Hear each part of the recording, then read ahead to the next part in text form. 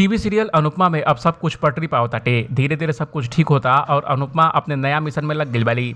लेकिन अब latest episode में शाह निवास में नया तमाशा हुई। वनराज शाह फ्रॉड निकली हाँ। आइए आपके बताएं कि लेटेस्ट एपिसोड में का होखे वाला बाटे। टीवी सीरियल अनुपमा के अपकमिंग एपिसोड में देखे के मिली कि अनुपमा बा के बाद बापूजी से बात करतली और उन्हें बा के साथ रहे खातिर बोलतली। दूसरी तरफ शाह निवास में भी सब लोग बा के समझावताटे। कुछ देर बाद शाह निवास में सब लोग वनराज शाह के याद करता और तोशु के वनराज के फोन करे खातिर सबके बोलता।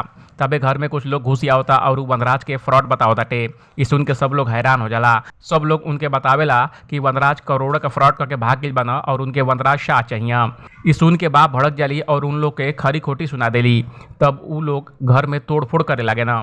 ये सब देख के शाह निवास के सब लोग तोड़फोड़ रोकले का रिक्वेस्ट करे ना। कुछ देर बाद तोड़फोड़ डूब जाला और उ लोग बा के धमकी देला कि अपने बेटा वनराज शाह से कही द कि वो हमारे पैसा दे दे, नहीं तो उनकरे और उनके परिवार खातिर अच्छा ना हुई। ये सब पर बा कहली कि देखा भाई साहब, हमार बेटा तो के एक एक पाई चुका दी। जे पर उ लोग कहेला कि उनके अगर लौटाए को रही तो करोड़ों रुपया लेके भाग नहीं गई रहता।